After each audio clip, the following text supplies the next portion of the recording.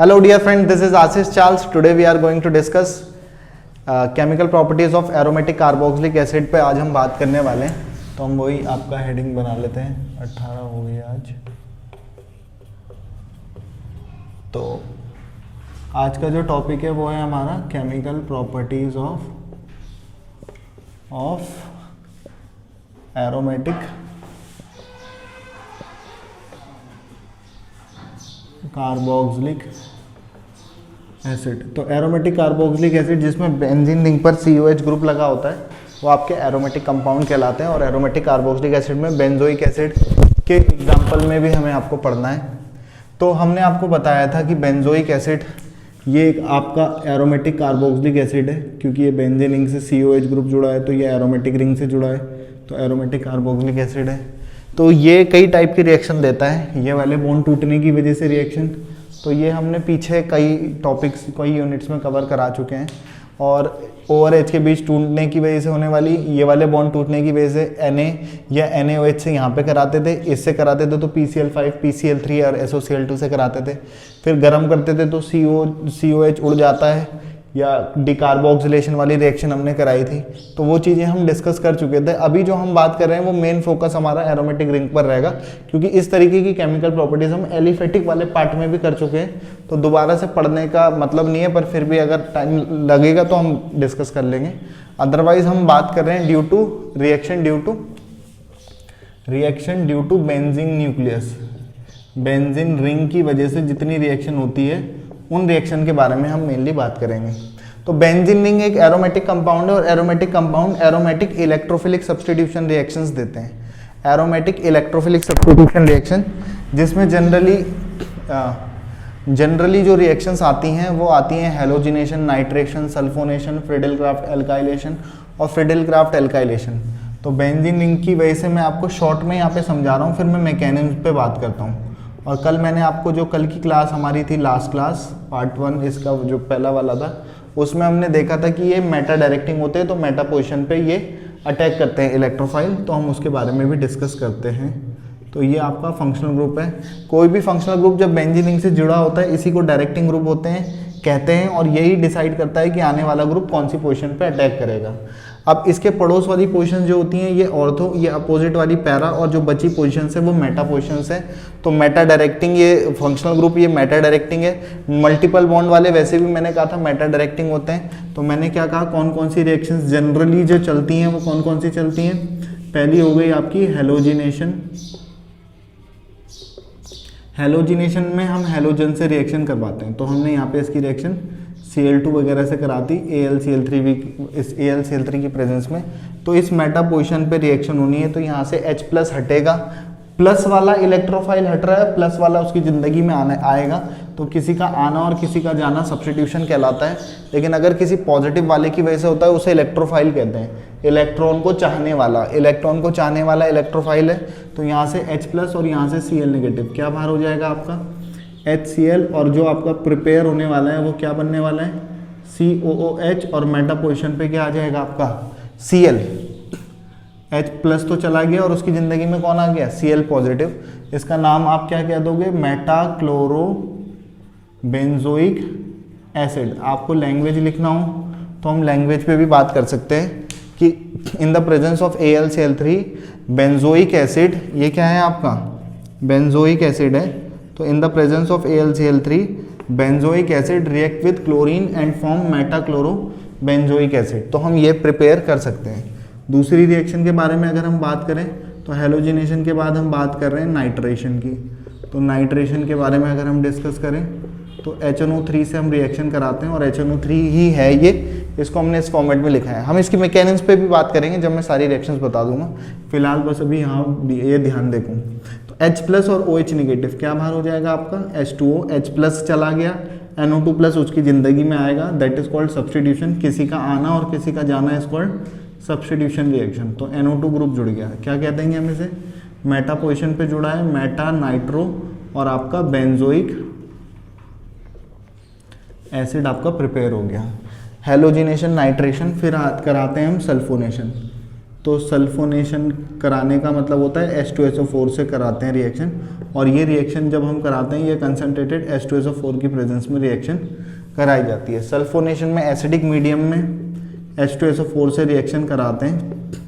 तो ये कुछ इस H2SO4 है, इसे मैंने इस फॉर्मेट में लिखा है। एसिडिक मीडियम में दिखाने के लिए H+ दिखा देते हैं। तो यहाँ से आपका H+ और यहाँ से आपका OH नेगेटिव क्या बाहर हो जाएगा आपका H2O, और SO3H पॉजिटिव जो इलेक्ट्रोफाइल है वो जा कर के कहीं पे अटैक करेगा, और वो जब अटैक करेगा तो वो आपका कुछ इस तरीके का फॉर्मेट बनाने वाला है COH, और यहाँ पे आपका SO3H जुड़ जाएगा। तो इन दोनों फंक्शनल ग्रुप में भी बड़ा फंक्शनल ग्रुप यही होता है, क्योंकि इस कार्बोक्सिली जब मैंने IUPAC वाला पार्ट डिस्कस किया है तो वहाँ पे हमने बोला है कि ये बड़ा फंक्शनल ग्रुप है तो यही प्रीफिक्स बनेगा। तो प्रीफिक्स बनेगा तो मेटा सल्फोनिल, इसको सल्फोनिल कह रहे हैं तब, मेटा सल्फोनिल, और ये आपका बेंजोइक एसिड हो गया, बेंजोइक एसिड। नेक्स्ट बात करते हैं हेलोजिनेशन, नाइट्रेशन, सल्फोनेशन। उसके बाद एक रिएक्शन आती है फ्रिडल क्राफ्ट एल्काइलेशन। तो एल्काइलेशन में एल्काइल ग्रुप का जुड़ना एल्काइलेशन कहलाता है। तो इसमें क्या करेंगे, एनहाइड्रस AlCl3 की प्रेजेंस में रिएक्शन कराते हैं। एनहाइड्रस AlCl3 की प्रेजेंस में एल्काइल हैलाइड से रिएक्शन कराते हैं। तो यहाँ से आपका H+ और यहाँ से आपका Cl नेगेटिव, HCl बाहर हो जाएगा, और यहाँ पे आपको COOH, और यहाँ पे जो है आपका वो कौन सा जुड़ जाएगा, CH3 ग्रुप जुड़ जाएगा। लेकिन मेटा पोजीशन पे जुड़ेगा क्योंकि मेटा डायरेक्टिंग होता है। ये हमने कल की क्लास में बात कर ली थी। मेटा मिथाइल प्रीफिक्स का नाम सबसे पहले, और फिर आपका क्या है benzoic acid, Meta methyl benzoic acid का फॉर्मेशन हो गया है। लास्ट हम इस रिएक्शन पे बात कर रहे हैं, पांचवी, फ्रिडल क्राफ्ट एसाइलेशन। तो फ्रिडल क्राफ्ट एसाइलेशन की अगर हम बात करें तो एसिटिल क्लोराइड से रिएक्शन कराई जाती है, या क्योंकि इसको एसाइल ग्रुप भी कहते हैं तो एसाइल क्लोराइड से रिएक्शन कराई जाती है। ये भी होती है in the presence of anhydrous AlCl3 की प्रेजेंस में। तो ये ब्रेक होगा प्लस और ये माइनस, तो H+ और यहाँ का नेगेटिव वाला पार्ट HCl बाहर कराएगा, और यहाँ पे जो COCH3 जो पॉजिटिव इलेक्ट्रोफाइल है वो H+ की जगह जा कर के जुड़ जाएगा। तो ये प्रोडक्ट आपका जो दिखाई देने वाला है वो कुछ ऐसा दिखाई देगा, COOH और ये आपका COCH3। अब ये कीटोन वाला फंक्शनल ग्रुप है, ये कार्बोक्सिलिक एसिड, लेकिन बड़ा यही होता है तो ये प्रीफिक्स बनेगा। तो हम इसको कह देंगे मेटा एसिटिल, या मेटा एसाइल भी कह देते हैं शॉर्ट में, मेटा एसाइल, और आपका क्या है ये बेंजोइक एसिड। तो मेटा एसाइल बेंजोइक एसिड का फॉर्मेशन हो गया। तो केमिकल प्रॉपर्टी का क्या मतलब होता है कि जिसकी केमिकल प्रॉपर्टी पढ़ते हैं वो किससे रिएक्ट करता है, क्या क्या बनाता है, वो उसकी केमिकल प्रॉपर्टी में पढ़ा जाता है। हमने इसे बस एक ही लाइन में सारी रिएक्शन लिखा दी। आप ऐसे लिख सकते हो, ये प्लस ये in the presence of this, और ये एक लाइन कंप्लीट। फिर दूसरी रिएक्शन लिखोगे नाइट्रेशन, फिर सल्फोनेशन, फिर एल्काइलेशन, फिर एसाइलेशन। तो ये तो मैंने शॉर्ट में लिखा है समराइजिंगली करके, लेकिन आप इसे 5 रिएक्शंस लिख सकते हो। पहली रिएक्शन हेलोजिनेशन, लैंग्वेज कैसे बोलोगे, in the presence of AlCl3 benzoic acid react with chlorine and form this, in the presence of concentrated H2SO4 benzoic acid react with this and form this, and this process is called nitration. फिर ऐसे ही है, फिर ऐसे ही है, इस तरीके से आप सारी रिएक्शंस को समझ सकते हो, सारी रिएक्शंस को हम देख सकते हैं। अब हम इसकी मैकेनिज्म पे बात करने वाले हैं कि इसकी मैकेनिज्म कैसे होने वाली है। तो जब हम इसकी मैकेनिज्म पे बात करेंगे तो पहले हमें रिएक्शंस लिखना आना चाहिए, फिर मैकेनिज्म उसके बाद में बताते हैं। तो मैं यहाँ पर एक ही मैकेनिज्म समझाऊंगा, बाकी सब कुछ सारी मैकेनिज्म एक जैसी होती है। यहाँ पर देखो एक चीज़ यहाँ पे ध्यान दो कि यहाँ पे अटैक करने के लिए इलेक्ट्रोफाइल कौन है, Cl पॉजिटिव। जब यहाँ पे कौन है इलेक्ट्रोफाइल, NO2 पॉजिटिव। यहाँ पर कौन है SO3H पॉजिटिव। यहाँ पर कौन है जो अटैक करने के लिए जाएगा, CH3CO पॉजिटिव। यहाँ पर कौन है CH3CO पॉजिटिव। तो यही इलेक्ट्रोफाइल है जिन्होंने अटैक करने जाना है। तो सेकंड और थर्ड स्टेप सभी के लिए सिमिलर होंगे, सेम होंगे, बस इलेक्ट्रोफाइल जहाँ पे Cl है वहाँ पे मैं ये लगाऊंगा, फिर वहाँ पे ये लगाऊंगा, यहाँ पे ले और वहाँ पे ये लगाऊंगा। तो बस यही मैकेनिज्म में चेंज होना है, बाकी सारी चीज़ें एक एग्जैक्टली सेम रहने वाली हैं। तो इसका आप स्क्रीनशॉट वगैरह ले लो, पॉज करके जो भी करना चाहते हो, फिर हम इसे आगे बढ़ते हैं। इसे मिटा करके फिर हम आगे बढ़ जाएंगे, ठीक है। अब हम बात कर रहे हैं मैकेनिज्म की, mechanism of halogenation of benzoic acid. तो बेंजोइक एसिड के हेलोजिनेशन की मैकेनिज्म की बात कर रहे हैं। तो हेलोजिनेशन तो समझ में आ गया होगा कि पहले वो हेलोजन से रिएक्शन करेगा, फिर मेटा हेलो कार्बोक्सिलिक एसिड का फॉर्मेशन करेगा। तो हम सबसे पहला वाला जब बात करें, सबसे पहले मैकेनिज्म बताने से पहले आपको रिएक्शन लिखना चाहिए कि आप किस मैकेनिज्म के बारे में बात कर रहे हैं। तो ये आपका बेंजोइक एसिड वाला पार्ट है, COOH। आपने इसकी रिएक्शन क्लोरीन से कराई थी और AlCl3 की प्रेजेंस में कराई थी, प्लस माइनस H+ और Cl नेगेटिव, HCl बाहर हुआ था और ये आपका कुछ इस तरीके का प्रोडक्ट बना है COH और मेटा पोजीशन पे क्लोरो। तो ये आपका बन जाएगा Meta chloro benzoic acid. Meta chloro benzoic acid का फॉर्मेशन हो गया और ये जो था आपका, ये है आपका बेंजोइक एसिड। तो ये दो चीज़ें आपके सामने हैं। अब इसकी मैकेनिज्म के बारे में हम बात करते हैं। तो मैकेनिज्म में क्या हुआ, ये 3 स्टेप की प्रोसेस होती है। Step first is called initiation step. इस मैकेनिज्म को बड़े ध्यान से समझना क्योंकि बाकी सारी मैकेनिज्म आपने खुद से करनी है, तो इस बात का ध्यान रखें। इनिशिएशन स्टेप, इस स्टेप में क्या होता है, फॉर्मेशन ऑफ इलेक्ट्रोफाइल। इलेक्ट्रोफाइल का फॉर्मेशन होता है।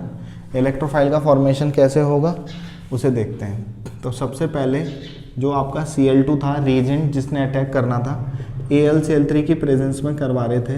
तो यहाँ से AlCl3 एक लुईस एसिड है क्योंकि इसके आउटर मोस्ट में 6 इलेक्ट्रॉन निकलते हैं। नहीं समझ में आता तो ऐसे देख सकते हैं, एल्यूमिनियम का 13 होता है 2 8 3 और आउटर मोस्ट में 3 इलेक्ट्रॉन होते हैं। Cl के पास 1 2 3 4 5 6 7 होते हैं। शेयरिंग करी, ऐसे ही दूसरे ने करी और ऐसे ही तीसरे ने करी, सारे Cl के ऑक्टेट पूरे हो गए। लेकिन एल्यूमिनियम के आउटर मोस्ट में सिर्फ 6 ही इलेक्ट्रॉन निकलते हैं, 1 2 3 4 5 6। तो इसके आउटर मोस्ट में 6 इलेक्ट्रॉन निकलते हैं। तो ऑक्टेट रूल के अकॉर्डिंग इन्हें 2 इलेक्ट्रॉन की कमी है, तो ये लुईस एसिड होते हैं। तो जहाँ भी इन्हें इलेक्ट्रॉन दिखते हैं उसे इलेक्ट्रॉन को अपनी तरफ अट्रैक्ट करने की कोशिश करता है। तो ये AlCl3 अपनी तरफ इसके इलेक्ट्रॉन को लेके जाने की कोशिश करेगा। तो वैसे तो हमें ये कई बार ये कन्फ्यूजन होता है कि इस पर प्लस और इस पर माइनस तो समझ में आता है, लेकिन इस पर प्लस कैसे आ गया, क्योंकि क्लोरीन तो एक इलेक्ट्रोनेगेटिव एलिमेंट है। लेकिन किसी की प्रेजेंस की वजह से ये जो शेयर पेयर के इलेक्ट्रॉन है वो शिफ्ट होते हैं। तो ये इधर शिफ्ट होते हैं तो पार्शियली नेगेटिव और पार्शियली पॉजिटिव क्रिएट होता है। और एक टाइम ऐसा आता है कि अपनी तरफ इसे लेके जाएगा और ये आपको एक Cl को फ्री कर देगा और Cl पॉजिटिव, क्योंकि इसका मजाक में इसका इलेक्ट्रॉन चला गया तो इस पर पॉजिटिव। और नेक्स्ट पार्ट जो आपका बन जाएगा AlCl4 नेगेटिव। ये नेगेटिव न्यूक्लियोफाइल वाला पार्ट हमेशा लास्ट स्टेप में काम करता है प्रोटॉन को खींचने के लिए। तो हमारा ये पहला स्टेप हो गया। स्टेप 2, स्टेप 2 की बात करें तो स्टेप 2 का होता है प्रोपेगेशन स्टेप। प्रोपेगेशन में क्या होता है, अटैक होता है। प्रोपेगेशन में क्या होता है, attack of electrophile to benzene ring. Electrophile का अटैक किया जाता है बेंजीन रिंग पर। तो बेंजीन रिंग पर इलेक्ट्रोफाइल का अटैक कैसे करेंगे उसे समझते हैं। ये आपका सपोज इस तरीके का है, C+O, क्लियरली आपको दिख रहा है, C+OH है। अब आपको इस पर अटैक कराना है किसी इलेक्ट्रोफाइल का। तो आपको पता है किस जगह पे आपको अटैक कराना है। तो आपको पता है कि आपको इस मेटा पोजीशन पे कराना है। यहाँ पे एक H भी है, आपको जोड़ना तो यही है क्योंकि ये मेटा डायरेक्टिंग होता है। तो अब इसका एक इलेक्ट्रॉन तो ये है और एक इलेक्ट्रॉन ये है। तो इसने अपना एक इलेक्ट्रॉन दिया इसको, और जब इसको इलेक्ट्रॉन मिला तो इसका चार्ज हट गया। ये इलेक्ट्रॉन जो इसको मिला है, ये इलेक्ट्रॉन और इस वाले कार्बन का इलेक्ट्रॉन मिल करके बॉन्ड बनाएगा। बॉन्ड बनाएगा तो नेक्स्ट कैसा दिखाई देगा उसे समझते हैं।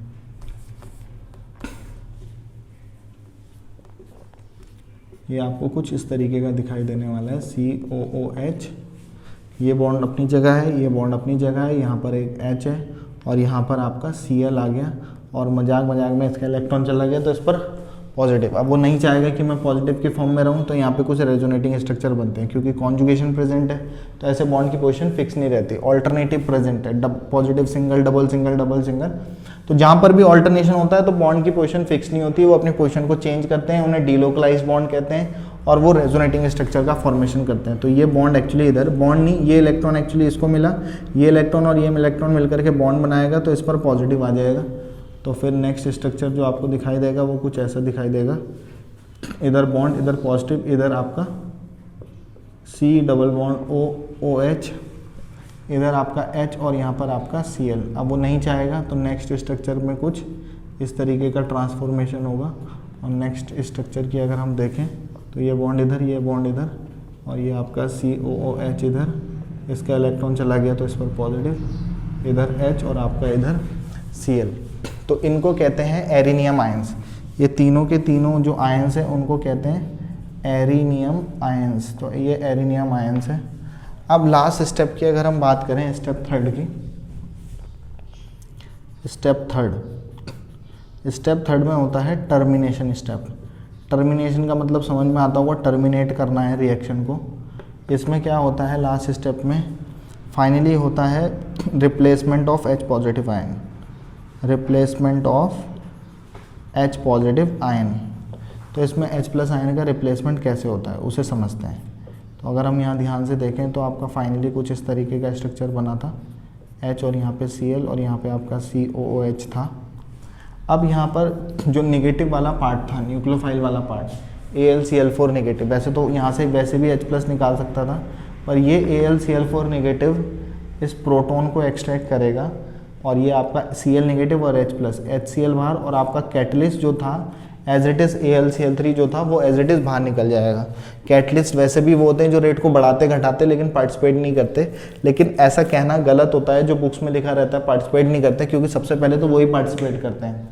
तो हाँ, वो बात अलग है कि वो लास्ट के रिएक्शन में अनचेंज रहते हैं, लेकिन those external substances in a chemical reaction which increases decreases the rate of reaction and also take participate in a chemical reaction and at the last it remains constant और unchanged called catalyst. तो HCl और ये बाहर हुआ, H plus चला गया तो actually इसका जो इलेक्ट्रॉन है वो इसको मिलेगा, और ये इलेक्ट्रॉन और ये इलेक्ट्रॉन मिलकर के बॉन्ड, और फाइनली जो आपका प्रोडक्ट कुछ बनने वाला है वो आपका कुछ ये बॉन्ड, ये बॉन्ड, ये बॉन्ड, और ये आपका COH और यहाँ पे आपका Cl।